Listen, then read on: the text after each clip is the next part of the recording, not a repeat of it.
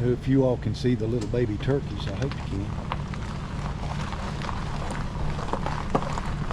Clutch here. And right behind that old hen right there. Can you all see them? See the little guys?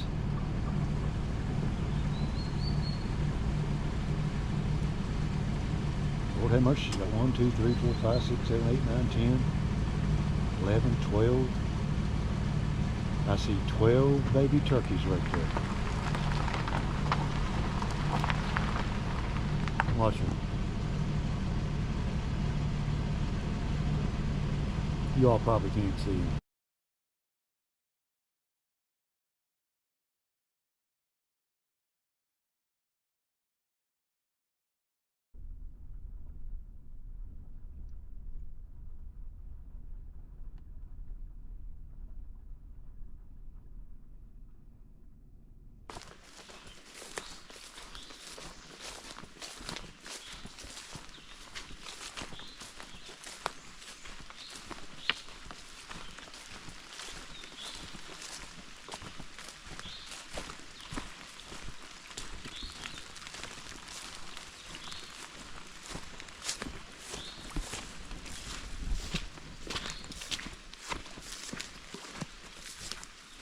Don't fall in that big mud hole, you all.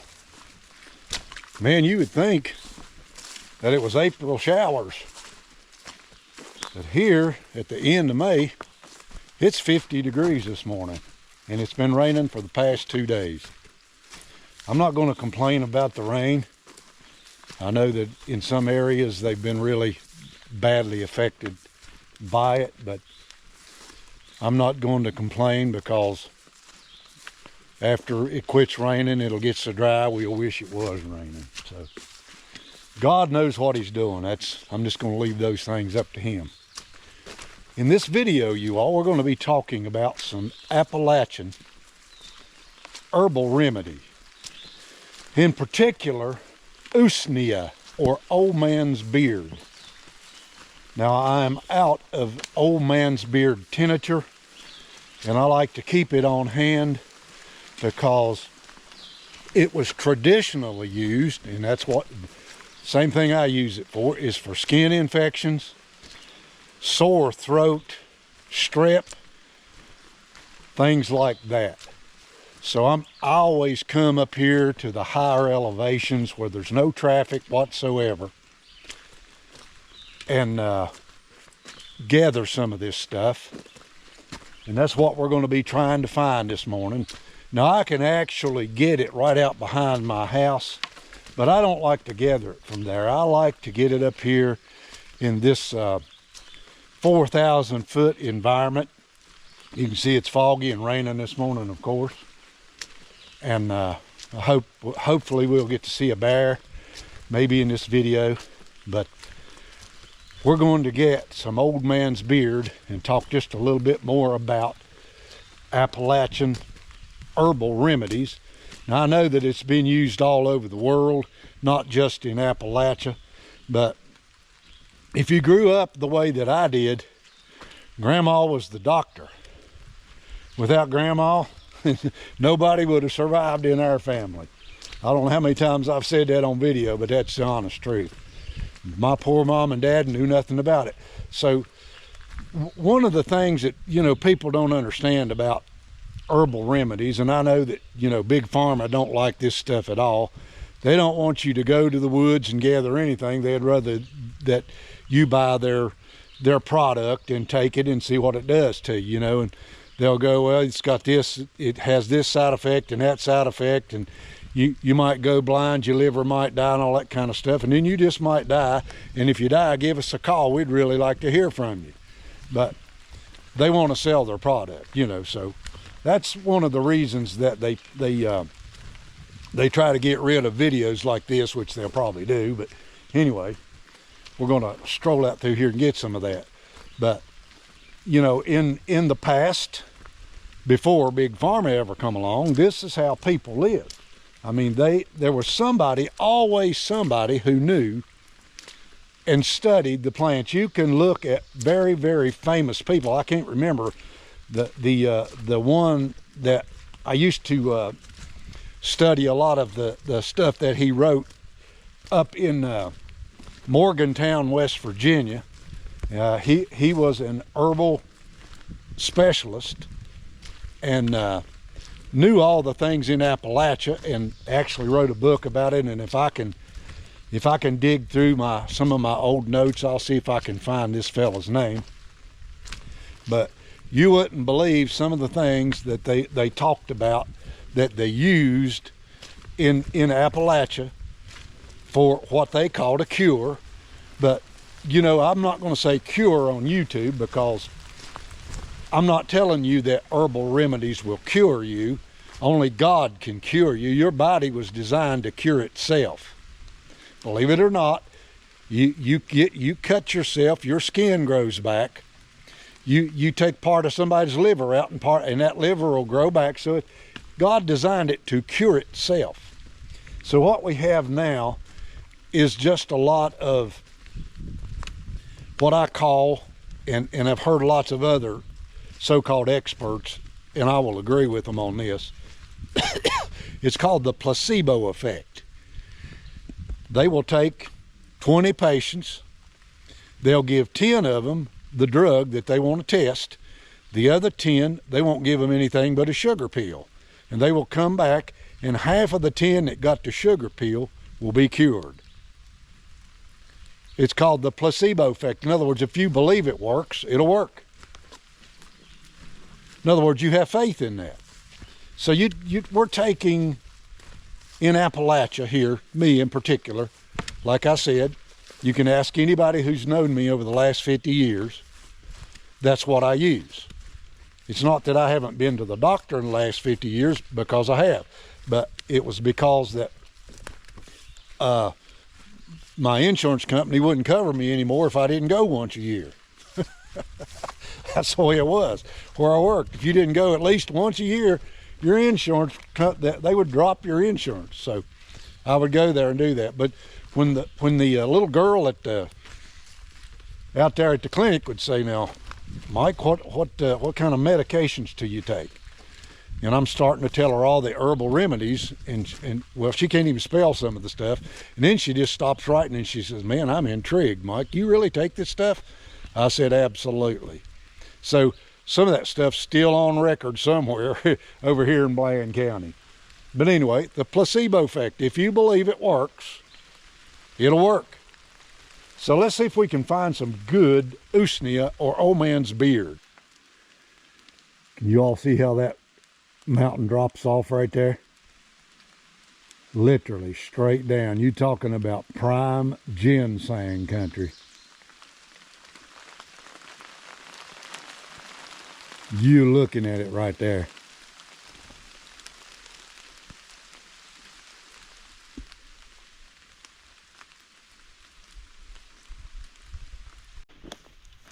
Now you all, old man's beard can be found just about anywhere. Anywhere that it rains, you can find old man's beard, especially down south. But several years ago, I was out in New Mexico, up in the National Forest, in the Lincoln National Forest, and I was hunting with my son out there. And the pine forest up out of the desert there, because when you come out of the desert where it's, it's 100 degrees, well, if you go up to 6,000, 7,000, 8,000 feet, you got this massive pine forest in New Mexico. The trees was covered with old man's beard. So some of the uses of old man's beard, besides just as a medicine, was they used it to make dye with. The Indians would make dye out of it, because there's different colors of the stuff. Green, white, and grayish looking chemicals will come out of this stuff. But and also they used it for fire starting and stuff like that. You'll see these survival people using old man's beard, dried old man's beard, to make a fire with it. But so far this morning, I haven't seen any of it low enough yet for me to get my hands on, so we just keep right on walking. Now you all, I don't know whether people know it or not, and some people blow their stack, but pharmaceutical companies use herbs, plants, and the chemicals from plants from all over the world, especially the Amazon rainforest. They take that stuff and they make drugs out of it. I ain't got a thing in the world against that. If it works for you, it works for you. But to get upset with people up here in the mountains who live this way and know what they are so that they don't have to purchase the stuff that costs $100 a pill, they can get it for free in the forest. It's already supplied to them. There's no additives to it. There's nothing else in it except the pure chemical. See, that's what these people get all mad about and all bent out of shape over. They don't want you to know what's in the woods. They want you to buy their expensive product. And believe me, you can ask any doctor who prescribes pills, they know that they're subscribing stuff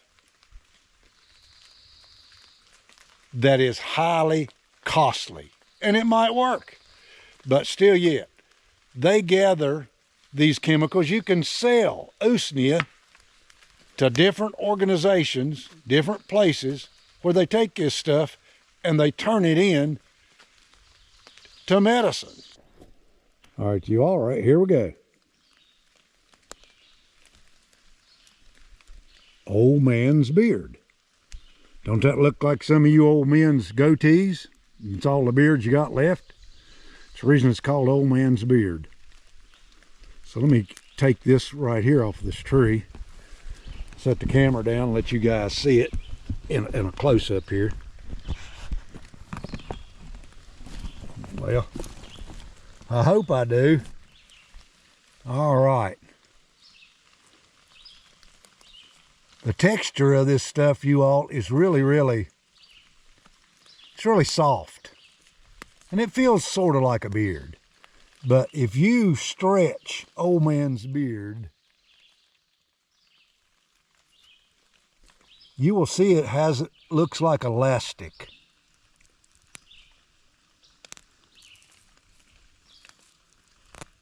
And the center of it will be white.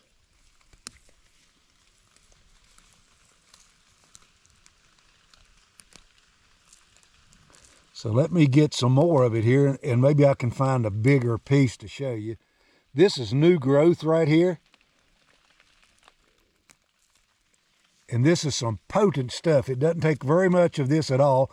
You can use it fresh, just chop it up, poultice it, and put it right on an infection, okay?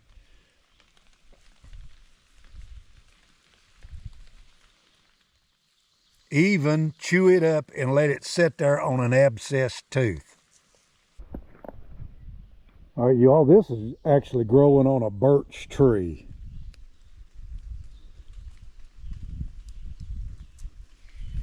I'll take that. What you'll notice,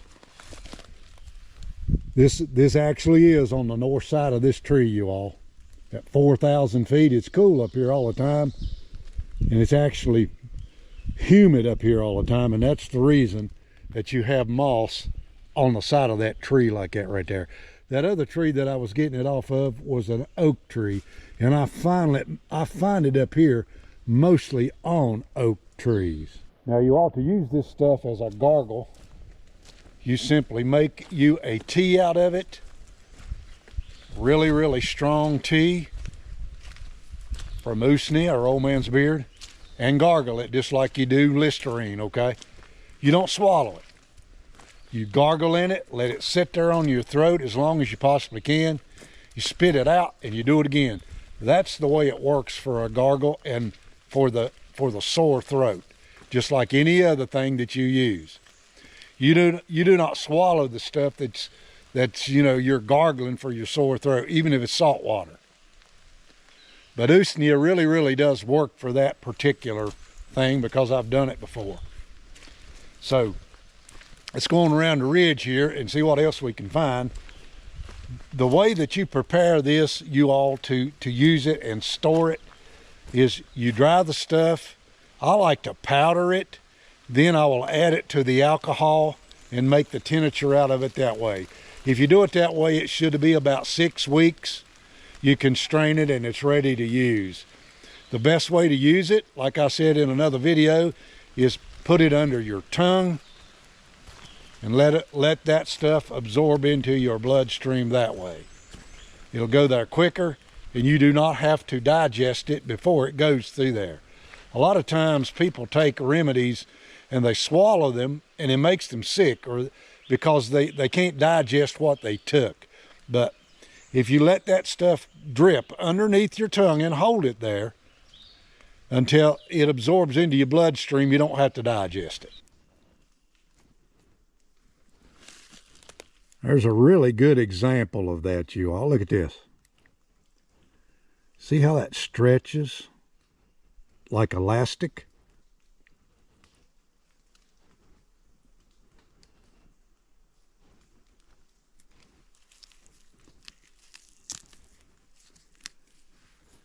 Very, very good stuff right there.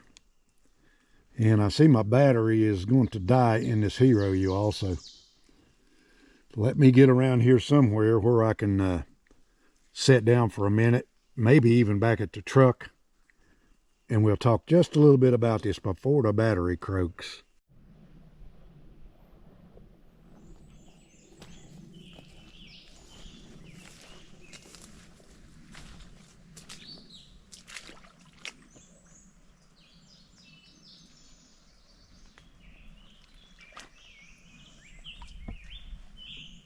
Mountains are beautiful this time of the year.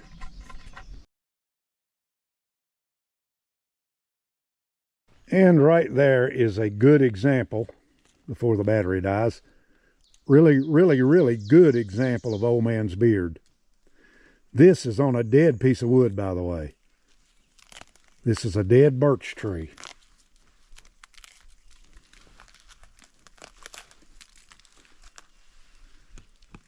That looks like some old raggedy beards I've seen on some old men before. What do you all think? Very, very good stuff right there. That's going to be some really potent tincture when I get done with it. All right, you all, I'm back in the truck. Let's show you how much I got right here. That right there is probably dried, probably not even a half a pint, which is perfect for what I want. Because tincture lasts a long time. Now you can come out here in the mountains, especially if you're stuck in the mountains. Let's just say, for instance, that you're stuck there and you can't find your way out. You ain't coming out, okay? You're going to need to know the herbal remedies in the area where you live or where you're at. Always study the herbs that is in your area, whether it's Appalachian Mountains, it's out west, it's in Alaska, whatever, wherever you're at.